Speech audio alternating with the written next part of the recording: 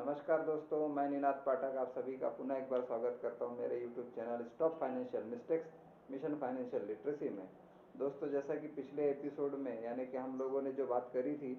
उसमें हमने दिवाली के बारे में बात करा था, और दिवाली के बारे में यानी दिवाली की प्लानिंग के बारे में बात नहीं किया था। दिवाली का जो अहमियत हमारे समाज में है, या दिवाली को लेकर के जो हमारे एक परसेप्शन है कि वो लक्ष्मी जी की पूजा का दिन है और लक्ष्मी जी को प्रसन्न करने का हम प्रयास करते हैं, उस सब के बारे में हमने बात की थी। और उसमें अहमियत समझाने का कोशिश किया था मैंने कि सिर्फ एक दिन के लक्ष्मी पूजा करने के द्वारा लक्ष्मी को प्रसन्न करना संभव है कि नहीं पता नहीं, लेकिन मुश्किल दिखता है, क्योंकि अगर सभी जन एक दिन की पूजा से अगर प्रसन्न होने वाली बात रहती तो शायद ये चीज़ें जो आज समाज में जिस प्रकार की भी आर्थिक अनियमितताएं हैं वो दूर हो जाती थी। तो ये संभव नहीं है, इसीलिए जो संभव तरीके हैं उसके बारे में हमने बात किया था, यानी एक फाइनेंशियल डिसिप्लिन की बात किया था हमने। तो पिछले एपिसोड में हम लोगों ने जो बात करी थी, यानी रविवार के दिन जो दिवाली के त्यौहार के एक दिन पहले जो हमने बात करी थी, तो वो उस विषय में की थी। तो दोस्तों, आज हम जिस बारे में बात करेंगे वो म्यूचुअल फंड से रिलेटेड ही है, कि मैं क्यों मानता हूँ कि म्यूचुअल फंड ही सही है, इस विषय के ऊपर में हम बात करेंगे। तो बात मैं चालू करूँ उसके पहले आप लोगों से आग्रह है कि आप लोग मेरे चैनल को लाइक, शेयर और सब्सक्राइब जरूर कर लें। तो दोस्तों, जिस तरीके से मैं म्यूचुअल फंड ही सही है ये कहता हूँ, ऐड तो आपने देखी होगी कि म्यूचुअल फंड सही है वाली, तो म्यूचुअल फंड सही है कि ऐड बहुत दिनों से आ रही है, और एक ट्रेंड भी बनता जा रहा है धीरे धीरे समाज में, कि लोगों ने म्यूचुअल फंड को अपना एक इन्वेस्टमेंट टूल या एक ऑप्शन टू अर्न के तौर पर समाज में स्वीकार करना चालू कर दिया है। कितने प्रतिशत लोगों ने चालू किया वो विषय बाद ज़्यादा अहमियत नहीं रखता है। ज़्यादा अहमियत ये रखता है कि कौन सा विषय है जिसको लेकर के हमने कितने प्रतिशत लोगों ने उस विषय के ऊपर में काम किया है। तो चलिए, प्रतिशत का बात मैं ना करूं, लेकिन ये मैं ज़रूर कर सकता हूं कि हम लोग म्यूचुअल फंड के ऑपरेशन या म्यूचुअल फंड के विषय के ऊपर में जाना चालू हो चुके हैं। तो म्यूचुअल फंड ही सही है, मैं ये जो बोलता हूँ वो इसलिए क्योंकि म्यूचुअल फंड में देखिए दोस्तों कि एक, जैसा बाकी लोग जो बताते हैं कि म्यूचुअल फंड हाउस होता है, फिर वहाँ पे एक फंड मैनेजर होता है, फिर उसकी एक टीम होती है, वो सारी चीज़ों के ऊपर में काम करती है, और बैंकों से या और जो इन्वेस्टमेंट ऑप्शन रहते हैं मार्केट में उसके ऊपर में पैसा इन्वेस्ट करके पैसे को मल्टीपल में बनाने का काम करती हैं। तो ये जो चीज़ है ये कहीं हद तक के ऐसी है कि जिसको सभी जन बताते हैं, लेकिन मैं जिन चीज़ों के बारे में बात कर रहा हूँ वो ये है कि जैसे इन्वेस्टमेंट, जैसे आप ही, हम कितना इन्वेस्ट कर सकते हैं एक बार में, मान लीजिए 1,000, 2,000 या 10,000। तो इतना इन्वेस्ट करने के बाद में अगर हम लोगों को लगता है कि वो पैसा तुरंत में बढ़ना चाहिए, तो मार्केट में ऐसा होता नहीं है। मार्केट में जो होता है वो बहुत धीरे, एक लेंदी प्रोसेस होती है जिसके थ्रू हमारा जो पैसा है वो बढ़े। तो बड़ा बनने के लिए पैसा समय लगाता है। तो समय क्यों लगाता है म्यूचुअल फंड पैसा बनाने के लिए या पैसा बढ़ाने के लिए? तो उसका कारण ये है कि इनिशियली अगर मान लीजिए आपने 1,000 की एस चालू की है या 2,000 की एस चालू की है, तो मान लीजिए कि एक साल बाद में रकम कितनी होगी? 12,000 या 24,000। तो 24,000 रुपए के ऊपर में अगर आपको मार्केट में दुगुना भी रिटर्न दे दिया, मान लीजिए 48,000 हो गया, फॉर एग्जाम्पल 50,000 हो गया, तो क्या 50,000 में ज़िंदगी कट जाएगी? नहीं कटती है। लेकिन हमारे को पैसों की ज़रूरत धीरे धीरे बढ़ती जाती है, और उसके लिए हमारे को वेल्थ क्रिएट करना ज़रूरी होता है। तो ये वेल्थ क्रिएशन की जो प्रोसेस है ये भी स्लो होनी चाहिए, क्योंकि वेल्थ को खर्चा करने का जो ऑप्शंस या जो लाइबिलिटीज़ हमारे ऊपर में होती है, जैसे घर बनाना, बच्चों की शादी करना, या बच्चों का शादियां है, पढ़ाई है, और अपने लिए खुद और बड़ा घर, अगर आप छोटे फ्लैट में रह रहे हैं या फ्लैट स्कीम में रह रहे हैं तो उससे आपको एक ड्रीम हाउस का भी एक प्रोजेक्ट होता है, कुछ फॉरेन टूर्स का भी एक इच्छा होती है। तो ये सब चीज़ें जो है इनके लिए जो अमाउंट लगती है वो बड़ी लगती है, और वो बड़ी अमाउंट जो है वो एक दिन में तो लगती नहीं है। उसके लिए ग्रेजुअल एक प्रोसेस होता है। मान लीजिए 50 लाख का हमने घर लेना है, या फॉरेन टूर 10 लाख का करना है, या बच्चों की एजुकेशन के लिए 15-20 लाख रुपए पर किड का खर्चा होने वाला है, फिर शादियों का भी लगभग वैसा ही है। तो ये सब जो आज की सिनारियों में अगर मैं महंगाई के नज़रिए से देखूँ तो लगभग करोड़ सवा करोड़ का ये सारा कुछ एक्सपोजर रहता है। तो अगर हमारे को करोड़ सवा करोड़ अगर बनाने हैं, तो क्या हम 1000 रुपये की SIP जो 2 साल बाद में डबल हो जाएगी उसके ऊपर में हमारे टारगेट पूरे हो जाएंगे? बिल्कुल नहीं होते। इस बात की समझ आपको हो या ना हो, लेकिन म्यूचुअल फंड हाउसेस इस चीज़ को समझते हैं कि लोगों को तुरंत में, जैसे मान लीजिए नौकरी का करियर चालू हुआ और हमने अगर 1000-2000 रुपए की SIP लगाना चालू किया, तो उसको शादी किए जाएगी, फिर बच्चों किए जाएगी, फिर ये सब चीज़ों की जो प्रोसेस है, ये बड़ी स्लो मूविंग प्रोसेस है। और जैसे ये स्लो मूविंग प्रोसेस है, वैसे ही स्लो मूविंग ऑप्शन होता है म्यूचुअल फंड का SIP ऑप्शन।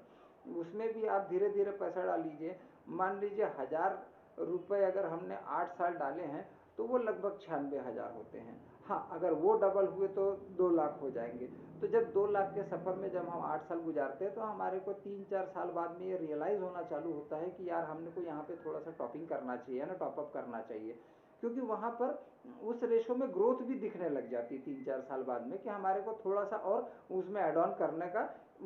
इच्छा होता है, क्योंकि हमारी जो लागत रहती है उससे वो पैसा कहीं ना कहीं आगे निकल गया रहता है। तो आगे निकल गया रहता है तो हम रिस्क टेकर की पोजीशन में आ जाते हैं कि अगर हमने थोड़ा सा और पैसा डाला भी, तो हम फिर भी थोड़े ना थोड़े पैसे के प्रॉफिट में रहेंगे। तो ये जो प्रोसेस है, ये म्यूचुअल फंड को SIP ऑप्शन के थ्रू काफ़ी वेल्थ क्रिएट करने के लिए, यानी बड़ी अमाउंट बनाने के लिए सपोर्ट करता है। बड़ी अमाउंट मतलब मैं बिल्कुल, आप सही समझ रहे हैं कि मैं करोड़ और 1.5 करोड़ सवा करोड़ के लगभग की बात कर रहा हूँ। क्योंकि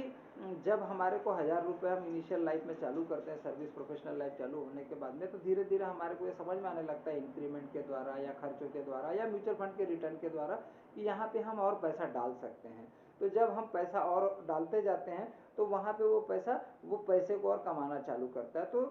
जैसे मान लीजिए कि किसी ने 3 महीना हुआ, 4 महीना हुआ SIP में डालना चालू किया, और तुरंत उसको दिखने लगा कि यार मेरा 4000 रुपये, अगर 1000 की SIP 4 महीना करी है, तो 4000 तो अभी 3500 पे आ गया है, तो मैं क्यों और पैसा डालूँ? तो दोस्तों यही चीज़ें जो है वो हमारे को बड़ी वेल्थ क्रिएट करने के समय में रोकती है दोस्तों। ये इसीलिए रोकती है क्योंकि एक्चुअली मार्केट सस्ता हुआ है। तो मार्केट सस्ता हुआ है ये सोच करके कि अगर आज आपकी वैल्यू 4,500 की अगर 3,500 हो गई है, तो आप यहाँ पे 3,500 रुपये में उतना ही माल खरीद सकते हैं जितना कि आपने इस 4 महीने में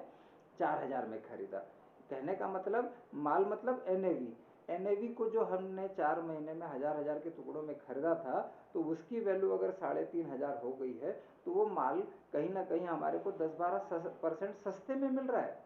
तो 10-12% सस्ते का मतलब मार्केट ने आपको डिस्काउंट में ऑफर दिया हुआ है कि आप और पैसा ऐड ऑन कीजिए। क्योंकि जहां वो 4,000 के ऊपर में गया था, 4,000 के समय में जो NAV थी उसकी, वो वहां तो जाने ही वाला है। भले ही अभी डिस्काउंट करके वो वापस आया है, लेकिन वो वापस ऊपर भी जाएगा, ना सिर्फ ऊपर जाएगा बल्कि उसके और ऊपर जाएगा और ऊपर जाएगा। तो जब वहां पर से पैसा बनेगा, तो हो सकता है कि हम यहाँ पे एड ऑन के करने के चक्कर में, या 1000-1000 रुपए की और 4 महीने की SIP के दरमियान में जब हम फिर से NAV खरीदेंगे, तो ये फिर से सस्ती मिलती जाएगी। जो पहले खरीदे थे उसकी बनिस्बत और सस्ती मिलेगी। तो ऐसा जब हमारा 7-8 साल का प्रोसेस होगा कि कहीं महंगा मिला, कहीं सस्ता मिला, कहीं महंगा मिला, कहीं सस्ता मिला, तो ये जो हर महीने की SIP हमारी जो महंगी सस्ती होते जा रही है, ये हमारे को धीरे धीरे NAV एक्यूमुलेट करवा रही है। और मार्केट में देखिए दोस्तों, सिर्फ अप ट्रेंड नहीं रहता है, सिर्फ डाउन ट्रेंड नहीं रहता है, ये जो फ्लक्चुएशन रहते हैं,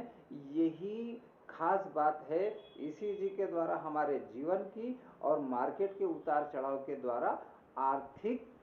जीवन की भी।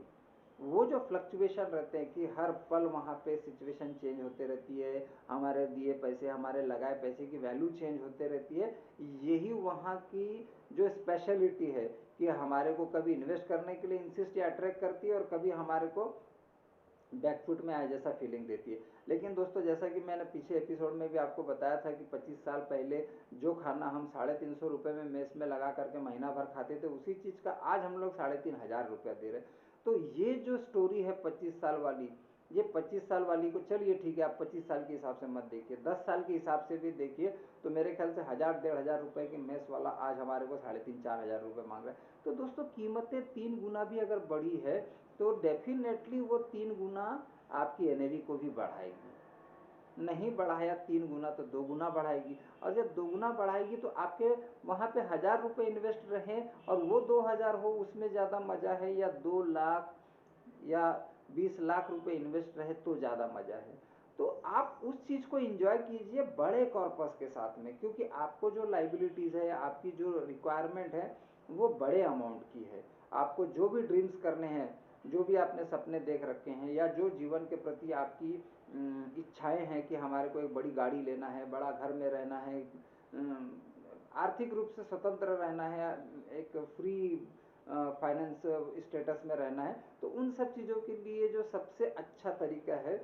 देखिए हम तो कमा ही रहे हैं, और हमारे कमाने के कारण ही वहाँ पे बाहर का पैसा हम, यानी अपना कमाया हुआ पैसा वहाँ पे डाल पा रहे हैं। अगर वही पैसा बनाता रहेगा और उसी को हम खाते रहेंगे, तो उससे अभी वर्तमान तो सुरक्षित हो सकता है, लेकिन भविष्य में जाकर के वो पैसा कम हो जाएगा और हमारे लिए दिक्कतें आ सकती है। तो फिलहाल जब तक कि हम कमा सकते हैं, जब तक कि हम नौकरी कर सकते हैं, जब तक कि हमारे पास नौकरी है, तब तक कि हमारे को नौकरी के द्वारा आए पैसे में एसआईपी चला करके हमारे को पैसे डालना, और उसके तरफ में लगभग देखना ही नहीं है कि उसकी वैल्यू क्या हुई। अगर हम रोज उसको देखेंगे और उसके प्रति एक हमारी ग्रीड रहेगी कि यार बढ़ गया है, बढ़ना चाहिए, बढ़ना चाहिए, नहीं बढ़ा है तो हम तुरंत अपने आप को पैनिक क्रिएट कर लेते हैं। मान लीजिए 1,00,000 2,00,000 रुपए हमारा इन्वेस्टमेंट हो गया और उसकी वैल्यू अचानक से 70-80 हज़ार में आ गई, तो दोस्तों वो वैल्यू 70-80 हज़ार में आई है और 70-80 हज़ार लेके जाने के लिए, क्योंकि वो 2 लाख अगर 1 लाख हुई थी और उसके अगर 70 हज़ार हुई है, तो वो 30% डिस्काउंट में, अगर यहाँ पे आपको वही माल जो आपने पिछले बार 1 लाख में खरीदा था, वो माल आपको अगर 70 हज़ार में मिल रहा है, तो दोनों मिला करके 1,70,000 खर्चा हुए, लेकिन जब वो वापस उस वैल्यू के ऊपर में जाएगी, तो आपके वापस 1 लाख, या वाले पहले वाले 1 लाख के तो 1 लाख बन ही जाएंगे, दूसरे वाले 70 हज़ार के 1 लाख बन जाएंगे, यानी आपकी लागत रहेगी 1,70,000 और आपकी रकम हो जाएगी 2 लाख। और इस दरमियान जो आप एसआईपी से पैसा डालेंगे, वो एक एडेड एडवांटेज, प्लस वो जहाँ 1 लाख पे गया था उसके बाद में उसको और आगे भी जाना है, तो उसको आगे जाने के प्रोसेस में ये 1 लाख के ऊपर में जो वैल्यूएशन बढ़ेगी, वो प्लस पिछली बार जो अपने 70 हज़ार रुपये में खरीदे थे उसकी भी वैल्यूएशन फिर से साथ में बढ़ेगी, तो दोनों मिल करके आपको आपकी रकम जो 1,70,000 है उसको 3 लाख भी ले जाएंगे, 4 लाख भी ले जाएंगे। तो इस प्रकार की अप्स एंड डाउन्स मार्केट का नेचर है, और मार्केट का नेचर इसीलिए ऐसा है क्योंकि ये एक, जैसे मैं बोला ना कि ईसीजी के प्रकार का है, तो ईसीजी जिस प्रकार से फ्लक्चुएट होकर के हमारे को जिंदा रहने का संकेत देती है, सिमिलरली मार्केट भी हमारे को अप्स एंड डाउन्स के थ्रू जीना सिखाता है, और जीने के लिए जो हमारे को आवश्यक है रिस्क लेने वाली बात, तो इसमें पहली बात तो रिस्क कुछ नहीं है, बस एक लिखा रहता है कि mutual fund are subject to market risk, बिल्कुल रिस्क में है लेकिन शॉर्ट स्पैन के लिए। अधिकांश लोग सिर्फ वही पढ़ करके उसके चक्कर में नहीं जाते हैं, या उसके चक्कर से जाने से अपने आप को बचने का कोशिश करते हैं, और वहाँ पर हमारे से गलतियाँ हो जाती है। एक्चुअली हम बैंक या जो दूसरे जो टूल्स है वहाँ पर हम पैसा बचा रहे हैं, लेकिन बचा नहीं रहे दोस्तों। महंगाई के दर के हिसाब से कभी भी कोई बैंक आपको महंगाई जिस हिसाब से बढ़ रही है उससे कम ही ब्याज देगी। इंटरेस्ट रेट जो बैंकों के चलते हैं वो directly proportionate to inflation rate रहते हैं, वहाँ से वो 1% 1.5% कम पर ही आपको रिलीज करके दे सकता है, उससे ज़्यादा वो दे नहीं सकता है। अगर मार्केट में 7% का इन्फ्लेशन या महंगाई दर है, तो आपको ब्याज 5.5 या 6% के बीच ही रहेगा। इसका मतलब इस साल जो आपने 100 रुपये बैंक में रखे हैं वह अगले साल आपको 105 रुपये 106 रुपये के बीच में मिलेगा, लेकिन जो चीज़ आप इस साल 100 रुपये की खरीदे हैं वो अगले साल आपको करीब करीब 160 में मिलने वाली है। तो हम जिसको सोच रहे हैं कि हमने बड़ा कंजर्वेटिव तरीके से पैसे को अपने बचा करके रखा है, तो बचा के तो रखा है, लेकिन अगले बार जब हम वो चीज़ खरीदने जाएंगे तो हमारे जेब से उसके लिए 1 रुपया देना पड़ेगा, और वो 1 रुपया जो रहता है वो कहीं और से नहीं दोस्तों, वो हमारी बचत में से आता है। तो वो एक, मान लीजिए 100 रुपये के लिए 1 रुपया देना है, तो चलिए अच्छी बात है, लेकिन अगर मैं बोलूँ कि 10 लाख रुपए के लिए अगर पर 1% देना है, तो आप सोचिए कि हर चीज़ के ऊपर में आपको कितना ज़्यादा पे करना है। और यही चीज़ें हैं जो म्यूचुअल फंड में अगर आपको कंपाउंडिंग होना चालू हो गई, तो आपको 8%, 9%, 12%, 15%, 17%, चलिए मैं इतने ऊपर के लेवल की बात नहीं करता हूँ, सीधा सीधा गणित है। इन्फ्लेशन अगर 7% है और जीडीपी, हमारी हिंदुस्तान की जीडीपी भी अगर 6% के हिसाब से भी बढ़ती है, तो हमारा 7 और 6 13% का रिटर्न तो मार्केट से एक्सपेक्टेड है, क्योंकि जीडीपी ग्रोथ डायरेक्टली कंपनियों का